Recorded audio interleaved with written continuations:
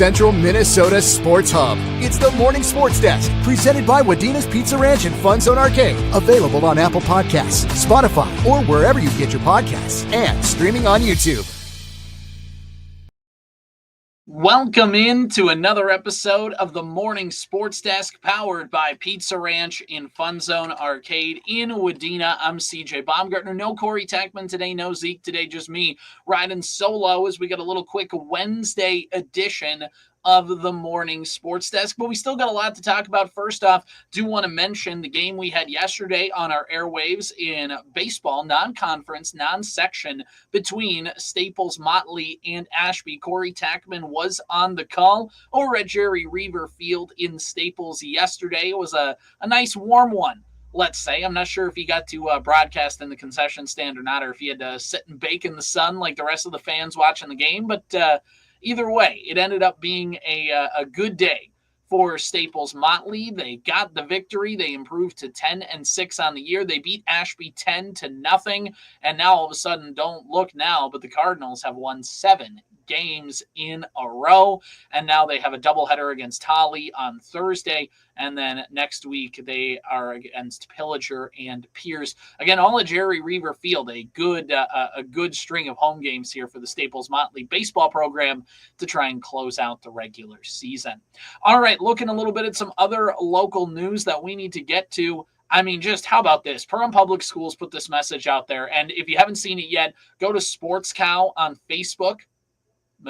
And you get to check out all of the things going on in local high school sports. How about a state record?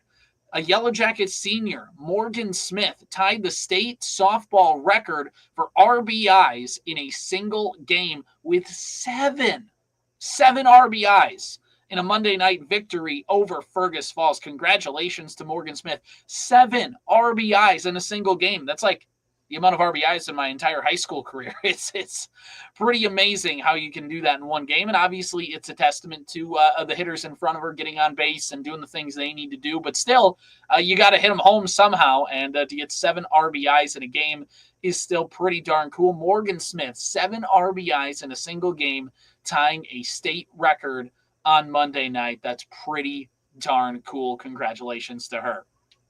All right, I think we've wrapped up all of our local sports news that we need to touch on, which means we also need to touch on the Pizza Ranch and FunZone Arcade in Wadena.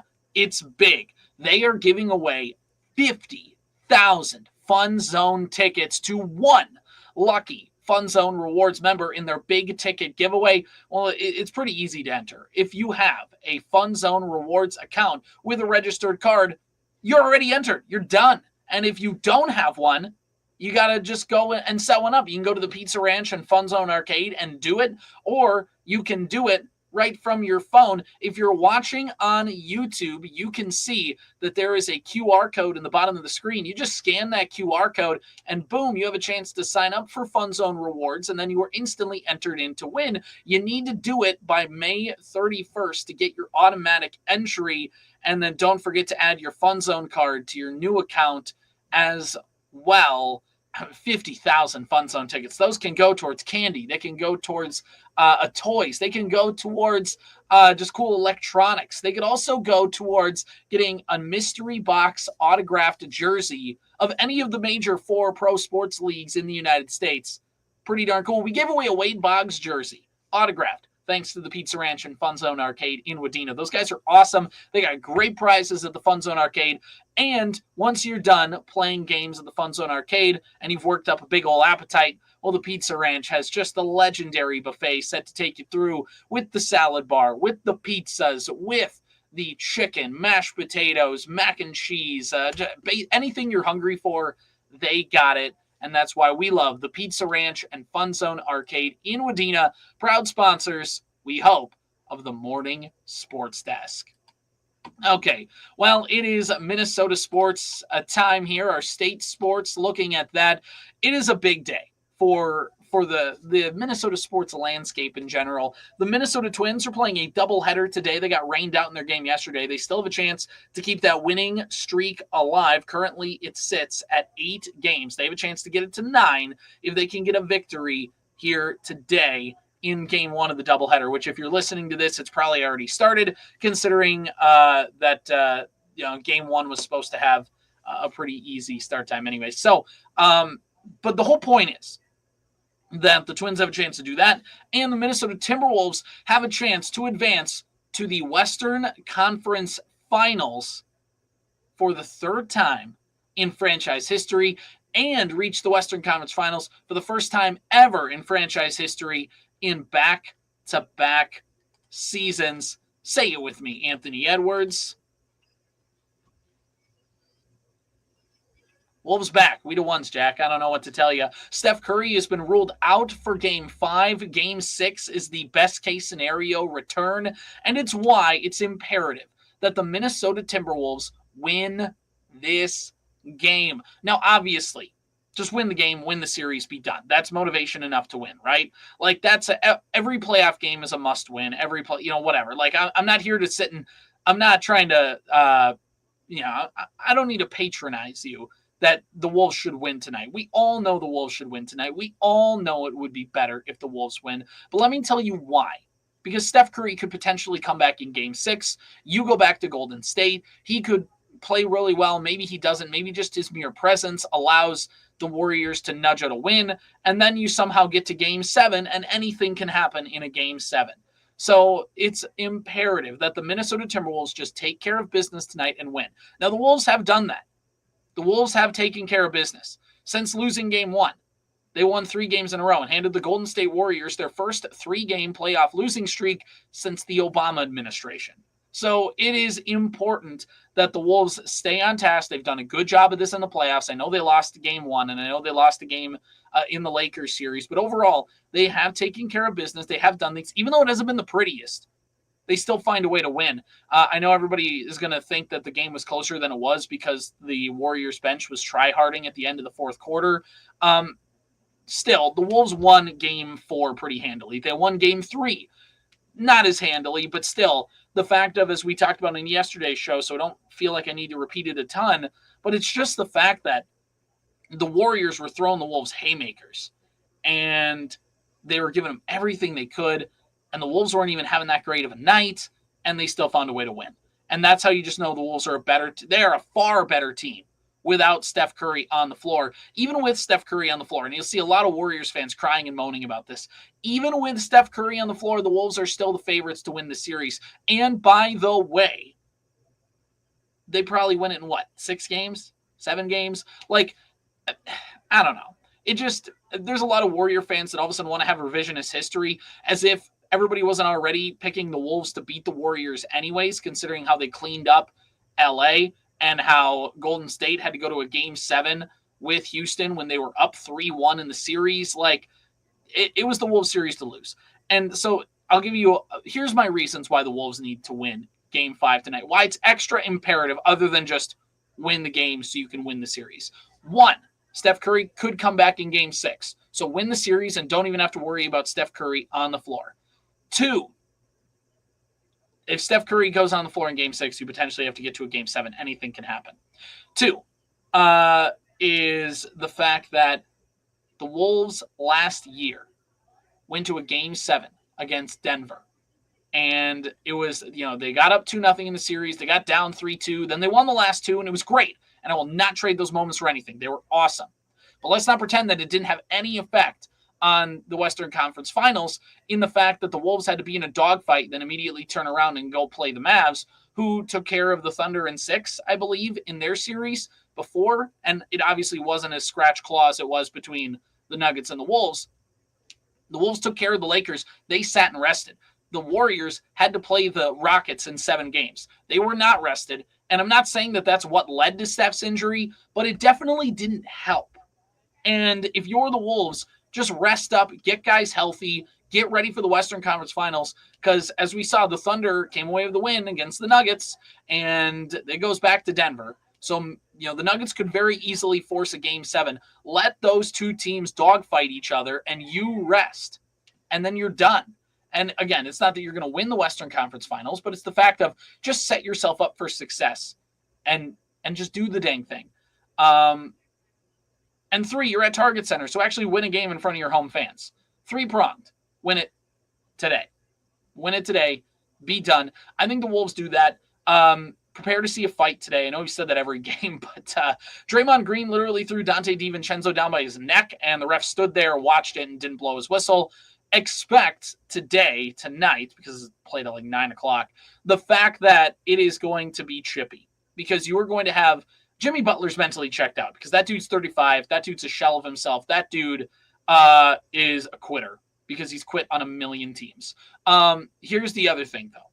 With Draymond Green, expect a fight, because especially if the Wolves get up by a significant margin, 15 plus points. Doesn't have to be the first quarter, it could be the third quarter, especially in like the fourth quarter when the series is like over. It's the Rudy Gobert thing of Draymond Green wants to get kicked out of games when Steph's not there. And we could very well see that happening. If the season looks like it's going to be over, Draymond just might want to fly out to Cancun like about a half hour earlier and just get himself booted from the game if that's how things are going to go. It's insane. Jimmy Butler is scared to drive at Rudy Gobert, Jaden McDaniels, and Julius Randle. Draymond Green has been getting eaten alive by Julius Randle in this playoff series. Anthony Edwards hasn't been great, but he's been good enough.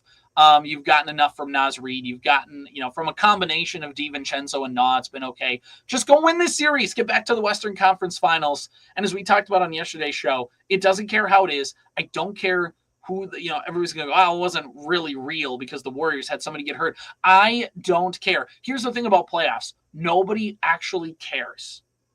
Nobody cares how you got there. You just need to get there and win and figure it out and see what happens later. Like Corey said on yesterday's show, the Wolves have a clear runway to the NBA championship. The Larry O'Brien trophy is significantly real. If you look at the betting odds in Vegas, number one is the Pacers. Or the Thunder, maybe. It's insane. It goes like the Wolves are like number 2 on the list of betting favorites to win the NBA championship.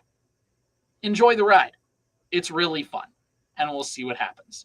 All right, one more thing, and then we're going to get out of here for today's show. Just a brief little morning sports desk today. The NFL schedule release is happening tonight, and obviously, I've seen this debate where the NBA is better than the NFL, and it's more popular than the NFL. It's going to be more popular. Let me put it to you this way. The NFL has their media hanging on bated breath for the schedule release.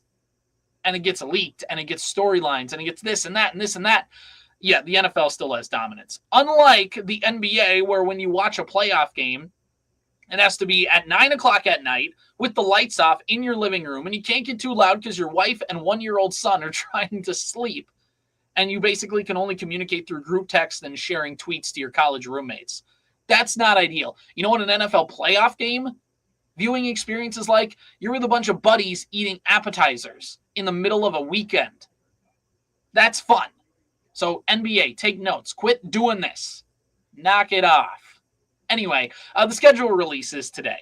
So we already know the Minnesota Vikings are going to be playing September 28th, I believe, and then the next week they're going to be overseas in Dublin against the Steelers in late September, and then they're going to stay across the pond, and then they're going to play in London against the Browns that next week. We talked about that in yesterday's show. Go listen to that, Apple Podcast, Spotify, wherever you get your podcasts, also streaming on YouTube for the Morning Sports Desk. But also just the fact of we get a little bit more nuggets. Like, a lot of people thought like, hey, with the Vikings and the Lions playing each other on the final week of the season, like, are we going to see the Lions get the first Sunday night football game and then the Vikings will be their opponent? It's going to be in Ford Field. I thought that was where it was going to be headed.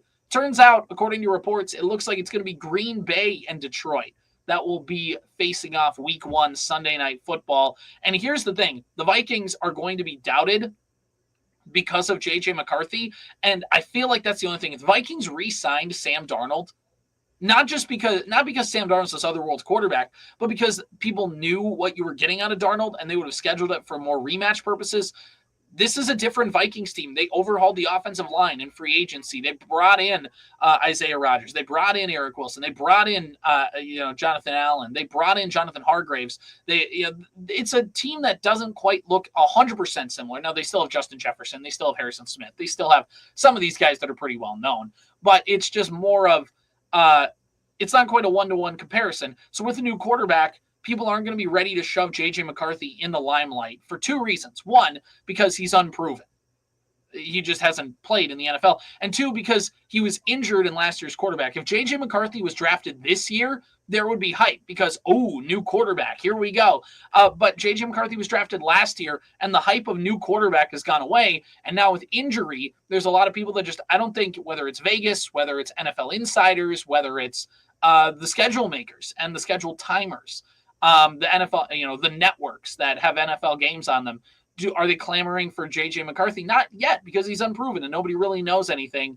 And in the NFL media, unless you're Chicago, Dallas, New York, they assume you suck, and you got to prove them otherwise. So that's where it sits with the Vikings and their schedule release.